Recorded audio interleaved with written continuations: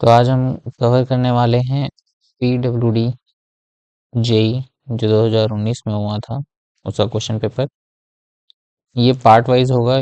ये वाले वीडियो में बस अभी बिल्डिंग मटेरियल का क्वेश्चन पेपर है, जिसमें इस पेपर में टोटल 150 क्वेश्चन थे। उसमें से जो 20 क्वेश्चन आए थे वो बिल्डिंग मटेरियल के थे, तो उन क्वेश्चन को हम यहाँ पे देखेंगे।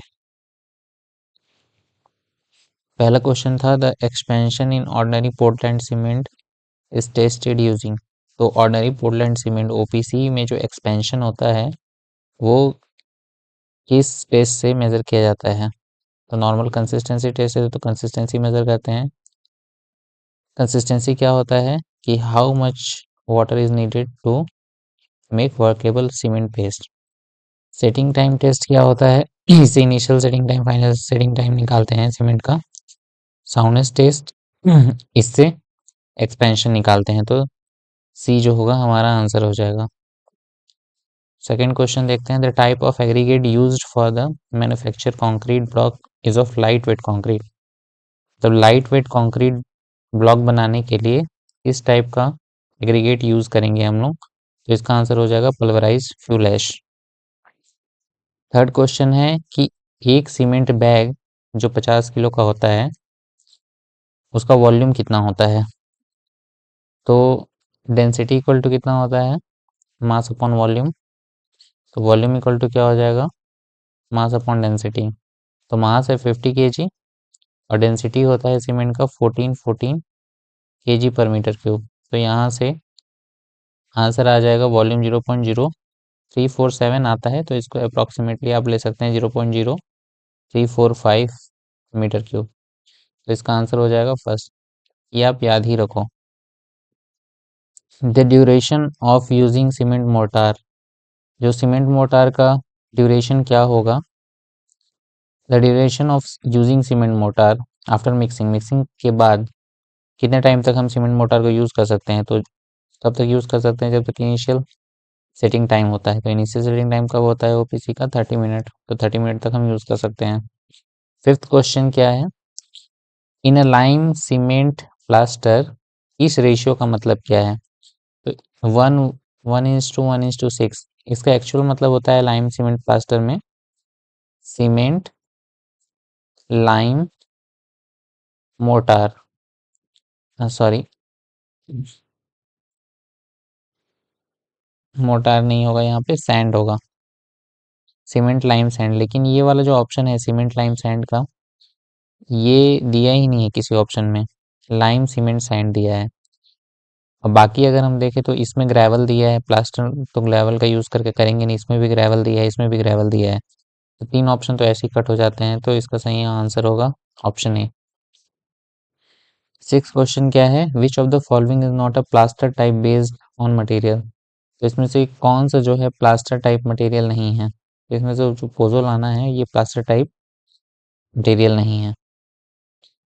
7 क्या है? टेंसाइल स्ट्रेंथ आईएस कोड 456/2000 के according tensile strength of concrete कितना होना चाहिए? तो ये आप याद रखेंगे कितना होता है 0.7 √FC के। तो इसका आंसर क्या हो जाएगा? बी हो जाएगा। For M20 grade, M20 grade के लिए मिक्स प्रपोर्शन क्या होगा? तो M20 ग्रेड के लिए कितना होता है ये आप याद रखेंगे, M10 M15 M20। M10 के लिए कितना होता है? 1 3 6। M15 के लिए 1 2 4 और M20 के लिए 1 1.5 3। तो 1 1.5 3 कहाँ है? यहाँ है। तो आंसर हो जाएगा इसका C. The workability of the concrete by slump. Slump test से जो वर्केबिलिटी निकालेंगे, इसका डायमेंशन कितना होता है? ये 10 होता है, ये 20 होता है, ये 30 सेंटीमीटर होता है। तो वर्केबिलिटी जो निकालेंगे बाई स्लम्प टेस्ट वो किस में हम मेज़र करते हैं? तो वो mm में मेज़र करते हैं, क्योंकि हम वर्केबिलिटी हाइट के फॉर्म में मेज़र करते हैं। ये एक अगर मोल्ड है तो पहले इसमें कंक्रीट भरते हैं, उसके बाद इस मोल्ड को ऊपर उठाते हैं, फिर जो सब्सिडाइज कंक्रीट रहता है उसका हाइट मेज़र करते हैं टॉप से। तो ये mm में मेज़र होता है वर्केबिलिटी। 10th क्वेश्चन है नॉन डिस्ट्रक्टिव टेस्ट। जो एनडीटी टेस्ट होता है उस मेथड से हम क्या क्या टेस्ट कर सकते हैं, तो स्ट्रेंथ टेस्ट कर सकते हैं, ड्यूरेबिलिटी भी और इलास्टिसिटी भी। तो इसका आंसर हो जाएगा ऑल ऑफ दी अबव।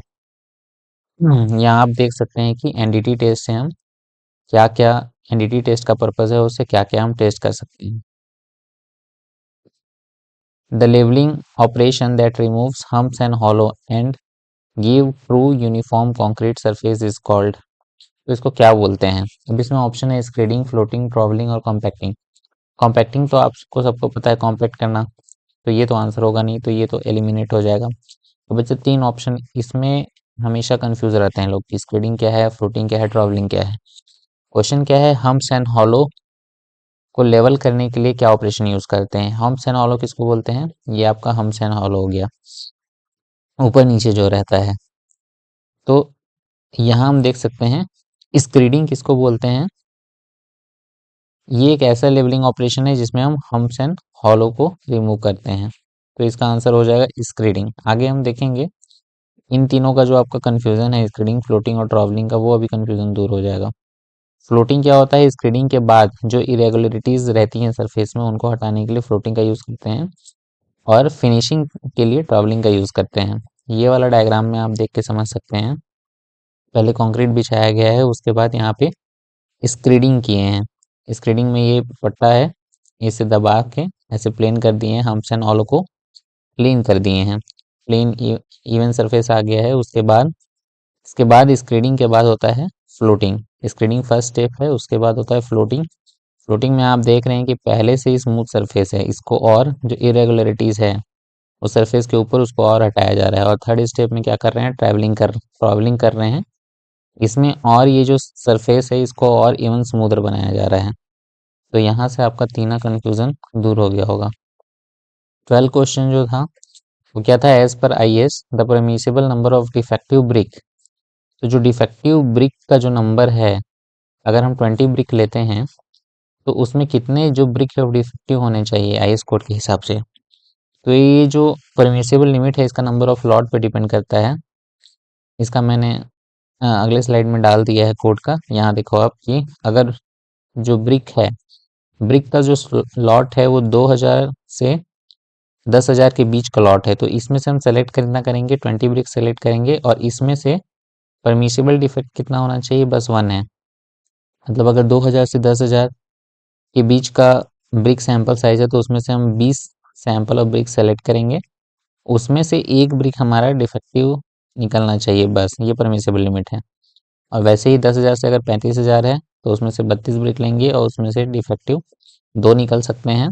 और 35,000 से 50,000 के बीच 50 ब्रिक सैंपल लेंगे, उसमें डिफेक्टिव जो परमिसिबल सैंपल है वो 3 निकल सकते हैं। तो हमारे क्वेश्चन में क्या पूछा हुआ था कि अगर 20 ब्रिक हैं तो उसके लिए, तो 20 ब्रिक के लिए क्या है हमारा? 1 परमिसिबल डिफेक्टिव ब्रिक 1 होगा। The standard moulder size of common brick. तो मोल्डर साइज कितना होता है ब्रिक का? 190 इंटू 90 इंटू 90 mm। तो इसका आंसर हो जाएगा फर्स्ट। और इस वाले क्वेश्चन में अगर विथ मोटार बोलता तो हम क्या करते? 200 इंटू 10 इंटू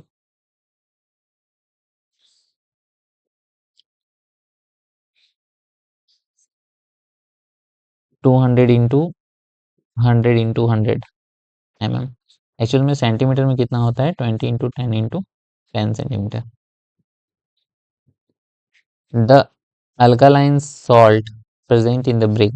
जो अल्कालाइन सॉल्ट प्रेजेंट होता है ब्रिक में, जिसके कारण क्या होता है? इफ्लोरेसेंस होता है। इफ्लोरेसेंस में क्या होता है?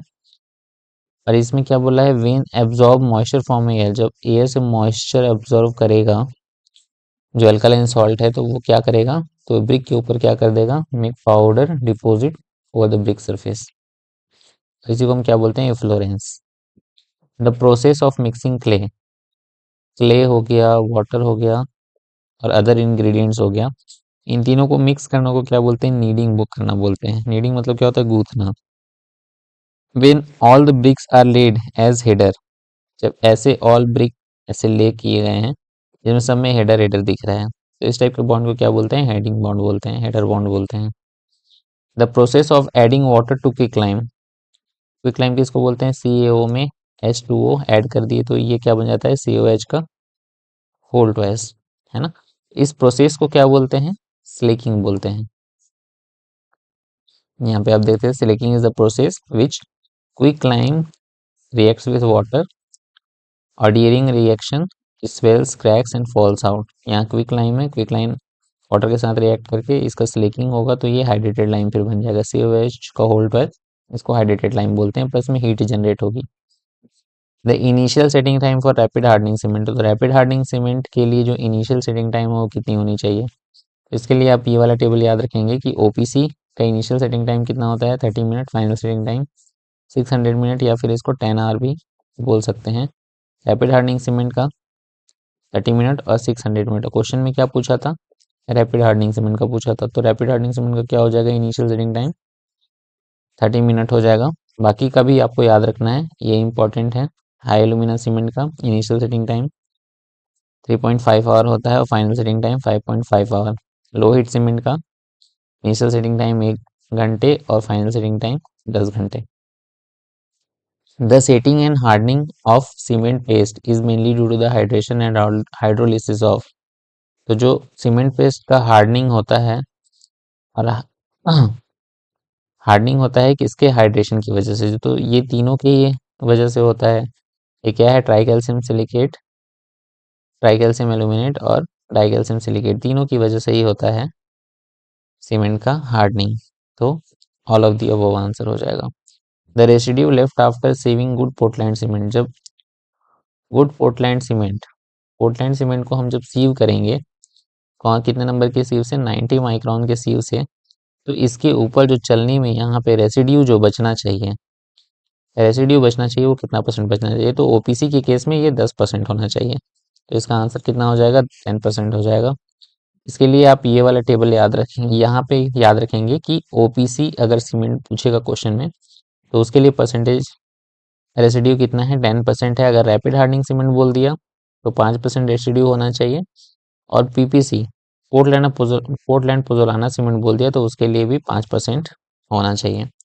तो OPC के लिए 10%, रैपिड हार्डनिंग सीमेंट के लिए 5% और PPC अगर है पोर्टलैंड पोजोलाना सीमेंट तो उसके लिए भी 5%।